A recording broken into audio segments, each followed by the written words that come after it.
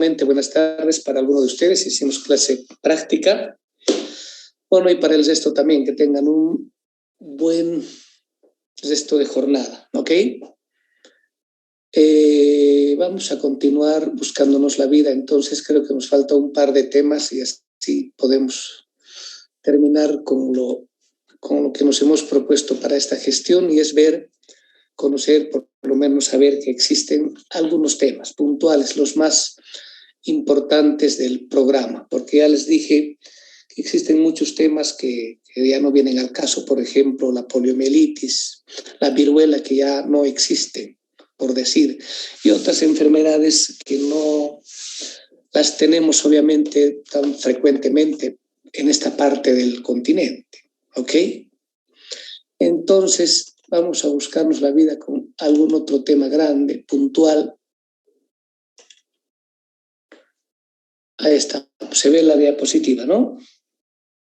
Sí, doctor. Y es la toxoplasmosis, ¿ok? Toxoplasmosis es una enfermedad muy importante, ¿está bien? Vamos a ver por qué es importante.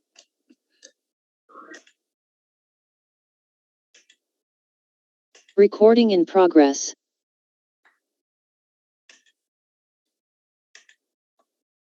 Ok, ahora sí, nos toca comenzar.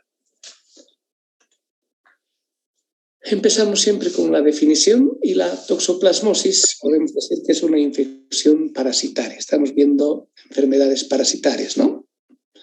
Producida por el Toxoplasma gondii. ¿Está bien?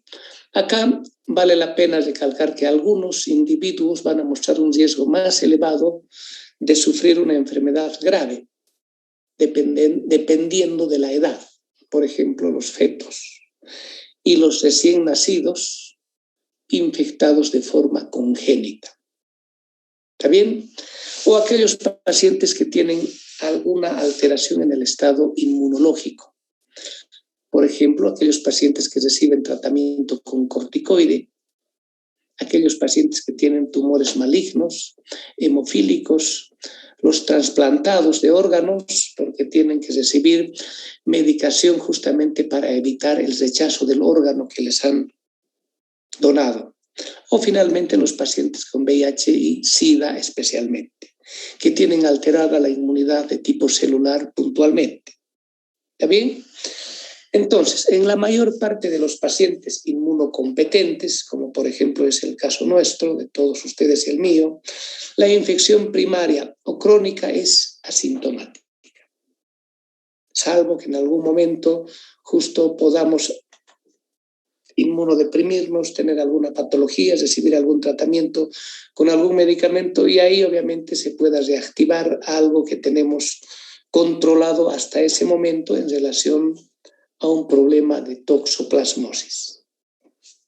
El Toxoplasma gondii fue descrito por primera vez en un roedor en el norte de África. Sí, y este roedor era el Tenodactylus gondii. Nicole y Manseux en 1908 se encargaron de este detalle, y de ahí el nombre de Toxoplasma gondii. ¿Sí? Yankee, en Praga, 1923, descubre la corioretinitis toxoplásmica en una niña recién nacida. Ya estamos viendo que esta enfermedad va a afectar a este órgano tan importante, tan noble como es el ojo. Va a afectar a la vista, va a afectar a la coroides, a la retina. 1923, Wolf demuestra que el parásito puede causar meningoencefalitis congénita, otro órgano que puede complicarse. Miren, el sistema nervioso central. Bien, Sabin y Feldman establecieron una reacción serológica para el diagnóstico, y es la prueba del colorante, que es considerada como la prueba maestra con la cual se pueden cotejar, se pueden comprobar, comparar las otras reacciones. Bien. 1970, Frenkel en Estados Unidos y Huntington en Inglaterra establecieron la forma de transmisión. Discúlpenme un minutito, por favor, ¿sí? Hola, Lidia.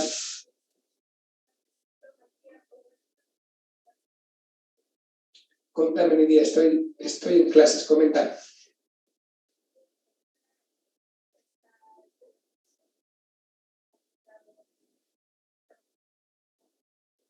Ya, sí, yo creo que sí. Sí, está bien. ¿No hay la otra, la de una sola dosis?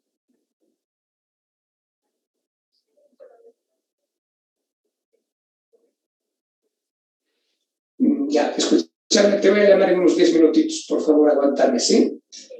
Listo, listo. Ok. Bien, con las disculpas entonces. Acá estos autores habían descubierto la forma de transmisión entonces de esta enfermedad. Habían encontrado que el Toxoplasma gondii era un parásito intestinal de los gatos y las formas infectantes salían en las heces fecales de estos animalitos. Vean, acá entra en juego una de nuestras mascotas favoritas, preferidas, ¿no? Normalmente les decía anecdóticamente que en mis tiempos todo lo hacíamos lo normalcito nomás.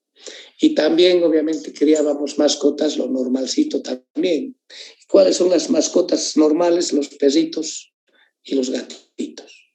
Y las gatitas, obviamente, ¿sí? Nada de mascotas estrambólicas, ¿ok? Al hablar de salmonelosis ya habíamos visto el papel que juegan en la epidemiología de algunas enfermedades estos animalitos. En 1993 se publica un primer caso de toxoplasmosis en los pacientes con SIDA. ¿Sí? Y más o menos justamente a estas alturas es que se diagnostican en el mundo los primeros casos de VIH-Sida y también en Bolivia y en Sucre. Yo estaba haciéndome internado y en el Hospital Santa Bárbara, ¡pum!, diagnosticamos el primer caso de SIDA en Sucre, ¿ok? Entonces acá esto se debe justamente a que en estos pacientes la toxoplasmosis va a generar una encefalitis toxoplásmica y que es una de las principales causas de lesiones ocupantes en el cerebro en estos pacientes, ¿ok? Entonces, si tenemos un paciente con SIDA y tienen alguna manifestación neurológica, hay que apostarle a algunas fichas de que pueda ser una toxoplasmosis neurológica, una encefalitis toxoplásmica. O para ir más lejos, aquellos pacientes con SIDA ya diagnosticados, ya establecidos, sí o sí tienen que recibir tratamiento profiláctico contra el toxoplasma. ¿Está bien? Para evitar estas recidivas, para evitar estas complicaciones neurológicas. ¿Ok? Respecto al agente etiológico, tenemos que el agente etiológico es el Toxoplasma gondii. Es un parásito coccidio que afecta a los felinos y al hombre, y tal vez a otros animales de sangre caliente, que hacen las veces de huéspedes intermediarios. Pertenece al tipo apicomplexa, clase Sporozoae, a la familia Sarcosistidae. Esto es el latín. Lo importante es saber que existe esta enfermedad, que es un parásito que puede afectar a los fetos, a los inmunocomprometidos, ¿sí? Y que los gatos juegan un papel muy importante. Por eso, obviamente, en casa vale la pena tomar en cuenta los cuidados necesarios, ¿no? Las madres, las abuelitas eran tan sabias que tal vez intuitivamente, por cultura general, decían, bueno, la nena que está en 4º año de medicina está embarazadita, qué bueno, qué lindo. Pero acá en casa tenemos 2 gatos. Fuera gatos, ¿sí? Fuera gatos porque la nena está embarazada y hay que cuidarla. No puede estar en contacto con el gato. Y a lo mejor es por este detalle, ¿no? Porque el gato puede tener toxoplasmosis, puede eliminar justamente con la materia fecal un montón de quistes y accidentalmente puede llegar a la nena embarazada, ¿sí? Y acá no es tanto el peligro para ella, sino para el feto. Y tener obviamente una criatura que venga desde el vamos con problemas congénitos no es negocio. También acá está bien puesta la frase que dice, bueno, cuando preguntan, ¿no es cierto? Uy, estás embarazada, congratulations, ¿sí? Felicidades. ¿Es hombre, mujer, ya sabes? No, todavía nada, pero lo que venga, hombre, mujer, pero que sea sanito, ¿no? Entonces tal vez se refiere a estos detalles, ¿no? Bien, el nombre del género deriva de la palabra griega toxon, que significa arco. ¿Por qué? Por la forma de media luna, de arco que va a tener el parásito.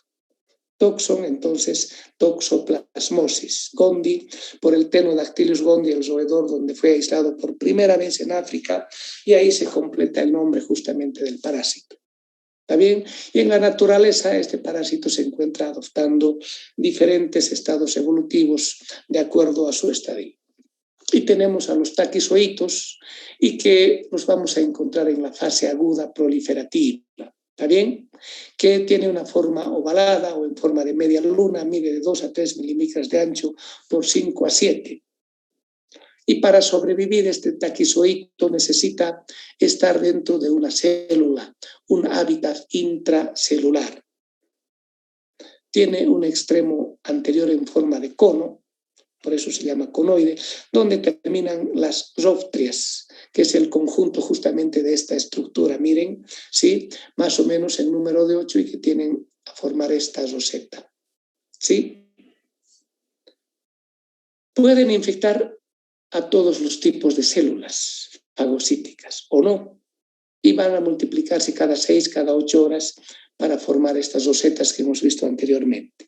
Los taquizoitos no van a sobrevivir a la desecación, a la congelación, descongelación, a los jugos gástricos. ¿Está bien? Se los puede encontrar en cortes preparados previamente y con una tinción puntual, hematoxilina eosina o la tinción de Wright-Giemsa. ¿Okay? Tenemos el ooquiste, es la forma infectante, ¿sí?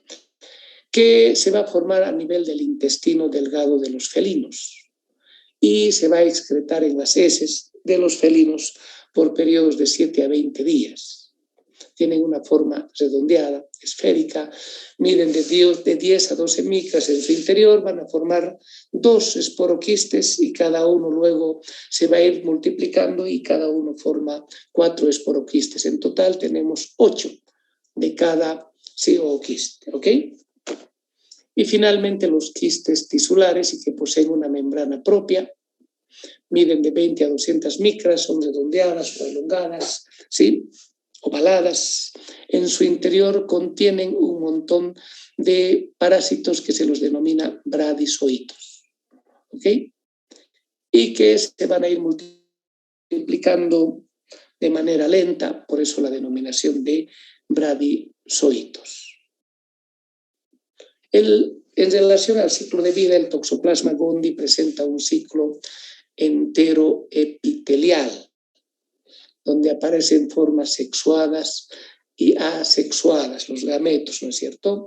El gato y algunos felinos son huéspedes definitivos. Ahora, al ingerir el gato las formas infectantes del parásito, salen los taquizoitos, penetran en las células epiteliales intestinales. Allá el parásito se multiplica y se diferencia en formas sexuadas o gametogonias y posteriormente los gametos. Esta reproducción en base a los gametos a nivel del intestino del animal da lugar al huevo o cigote. Y acá se forman los ooquistes. ¿Está bien? Y estos ooquistes son las formas infectantes y salen con la materia fecal en grandes cantidades. Miren, aproximadamente 10 millones por día, por gato. Y si tenemos 2, y si tenemos 3, y si tenemos 10 o 20, entonces ese es el cuidado que hay que tener, obviamente la responsabilidad que hay que tener con las mascotas. La esporulación es necesaria del medio ambiente para que el ooquiste madure y sea infeccioso. Esto se produce, ya dijimos, en el medio ambiente, fuera del gato. ¿Está bien? Y para esto tarda desde el primero hasta el 5º día después que es eliminado. Estos quistes ya madurados, ya esporulados, contienen 2 esporoquistes y cada uno de ellos 4 esporozoitos. En total 8 esporozoitos, como hemos visto en una gráfica anterior. Esta maduración va a ser más rápida a temperaturas cálidas. ¿Está bien? Por lo tanto, es más predominante esta enfermedad en los climas tropicales y subtropicales. Estos ooquistes van a seguir siendo viables, vitales por lo menos por 18 meses. ¿Se imaginan 18 meses? ¿Cuántos años? 1 año y medio aproximadamente, ¿no? En la arena, a partir de la cual puede darse las infecciones accidentalmente. ¿Sí? Especialmente cuando uno hace trabajos de jardinería y obviamente no usa la protección o no tiene el cuidado necesario para usar guantes de jardinería y hacer los trabajos como corresponde. El hombre y los animales se infectan a través de la ingestión de los ooquistes esporulados, que están desperdigados en el medio ambiente. Los esporozoitos salen y atraviesan el epitelio intestinal y se distribuyen por todo el organismo. De esta manera se va cumpliendo un ciclo. Ingresan a las células fagocíticas, ¿está bien? De manera que los parásitos obviamente se van a transformar en taquizoitos, se multiplican rápidamente y algunos de estos quedan en los tejidos bajo la denominación de bradizoitos. A nivel intracelular aumentan su número, se van multiplicando rápidamente y hecho que va a generar la destrucción de la célula. Son liberados estos elementos intracelulares y estos parásitos que se liberan van a ir a comprometer a las células vecinas y a los órganos vecinos. El parásito que se aloja en los tejidos van a formar los quistes tisulares, intracelulares, que son las formas que van a predominar en las infecciones crónicas de esta enfermedad. En los gatos, además del ciclo enteroepitelial, también puede existir otra forma de invasión extraintestinal cuando los animales van a ingerir tejidos con bradizoitos enquistados, que por vía linfática o sanguínea se pueden diseminar a todos los órganos en donde se van a formar los quistes. Por lo tanto, este detalle es importante para evitar alimentar con carne cruda a los gatitos. ¿Okay? Lo ideal, obviamente, es darle el alimento que corresponda o, si no, alimentos bien cocinados, bien cocidos. Se dice anecdóticamente que tal vez esta enfermedad es un arma que tienen los gatos, que la naturaleza les ha provisto para que puedan sobrevivir y puedan cazar a sus presas. ¿Cuál es la presa, obviamente, de los gatos? Los roedores. Y tal vez justamente a través de estos parásitos y comprometiendo y generando lesión cerebral en los ratones, obviamente los roedores van a perder el equilibrio, van a perder la agilidad, justamente van a estar enfermos del sistema nervioso y van a ser presas más fáciles de los gatos. No sé si será cierto o falso, pero lo leí por ahí en algún artículo, ¿sí? Bien, nos tocaría ver la transmisión y la epidemiología. Y yo creo que por ser un jueves en la tarde podemos quedar acá. Si hay alguna consulta, alguna pregunta hasta acá, soy todo oídos, jóvenes, ¿sí? Doctor, Recording stopped. Una consulta, ¿por qué se atribuye más a que no sea más fácil que nos contagiemos de un gato que de un perro por toxoplasma? Y porque justamente dijimos que el hombre y los felinos especialmente son obviamente los animales o sí, los seres que participan en el ciclo de vida. ¿Ok? Entonces obviamente puede de alguna manera comprometer al perro, pero los que realmente participan de manera principal son los felinos. ¿Y cuáles son los felinos que tenemos en casa? Los gatos, con quienes convivimos, ¿no? Salvo aquellos jeques árabes que tienen justamente mascotas estrambólicas a los felinos grandes, tigres, leones, leopardos, qué sé yo. Esa es la razón principal. Los gatos son los animales que en primera línea hacen o participan en el ciclo de vida de este parásito, ¿ok? Pero doctor, en el perro igual puede, o sea, ¿nos puede contagiar también el perro con Se toxoplasma? puede contagiar con cualquier animal, obviamente, pero el que elimina principalmente es el gato, ¿ok? Gracias, doctor. Por ese detalle nada más, ¿sí? Porque es el animal que está especializado en toxoplasmosis, como una forma de decirlo, ¿no? Bien, quedamos así entonces. Nos vemos la próxima clase. Que tengan un buen resto de jornada, por favor, y un buen fin de semana, ¿ok? Hasta luego. Muchas gracias, doctor. Hasta luego, doctor.